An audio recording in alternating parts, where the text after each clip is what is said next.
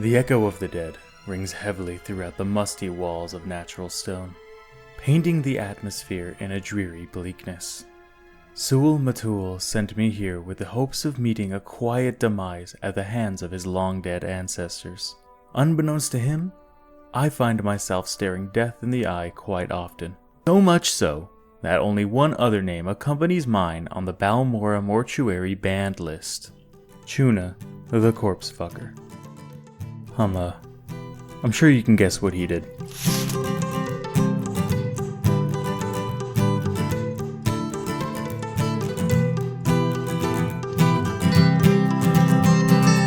My descent at first is an easy one. A few rats block my path, and a natural bridge hangs overhead, accessible enough with levitate in my back pocket.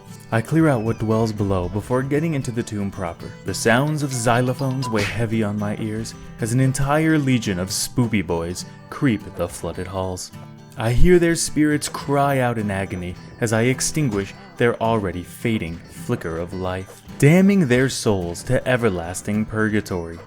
You may think that is a bit extreme, but I'm pretty sure it was that skeleton's great nephew that called me farm equipment before spitting in my cup of scrib jelly. The journey is treacherous to say the least. With the waves of the undead beating me down, every tide erodes my willful spirit. It begins to make me think, an unfortunate gateway to existential dread. Why am I doing this? Because I passed out? And the candle from my skooma pipe lit up my curtains and burned down that orphanage, killing everyone inside? Because some piece of paper they gave me, after they sent me a continent over, said I had to submit to the Legion and do whatever they'll say or they'll end my parole. All because Daddy Kaya said I look suspiciously like the prophecy cat from the milk carton. I'm the idiot that got a free ticket out of jail, and instead of bailing, I'm out here pretending I'm some prophesized god. Oh hey, I think this is the place. Alright, so I just have to go in here, slap his father's corpse around, and bring him some stupid bow. Seems easy enough. Upon entering his domain, I slap his ass down back to the land of torture and brimstone. You know, Vardenfell. Is this really a chitin bow with some ass enchantment? He really did send me here to die. That son of a bitch. When I become god, he's the first one to get smited, unless I can revive the dead. Then I'll get to him when I get bored of smiting Fargoth. I return to camp with pockets full of treasures stolen from their honored dead.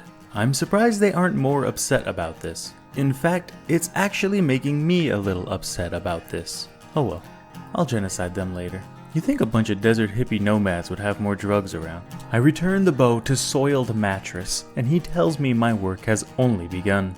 I go across the way to talk to the wise woman, because the chief decided he was too lazy to tell me the info himself. She confirms that I am an Everine candidate and wishes me luck in figuring this out.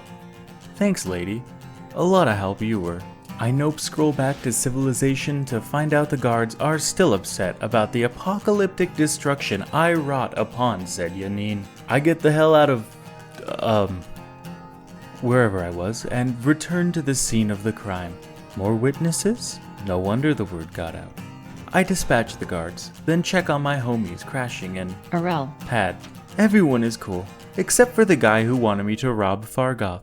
Apparently he doesn't deal with criminals. After leaving the now calm backwater behind, I find myself back in Balmora. With the guards as happy as ever to see me, I fly my way over to Shredded Papa to give him the news that I graduated God School, top of my class.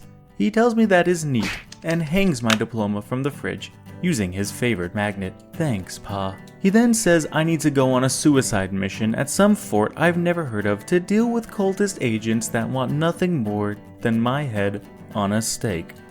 Thanks again, Pa. He slaps me with $400 and says to buy myself something nice on the way out.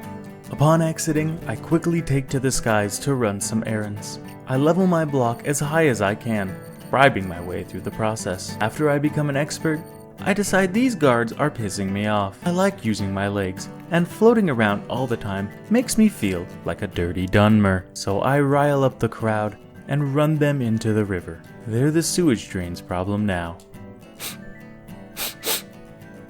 I never realized how gross this place smells. So, I guess it's true. I am the Neverine, or at least becoming whatever that is. All my life I was told I would never amount to anything.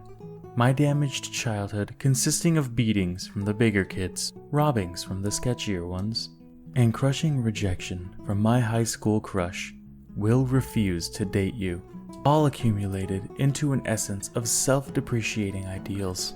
But today, I stand atop Eddie's house, wearing my glorious green pants that cost more than a mid-sized condo, carrying the soul of a soon-to-be god.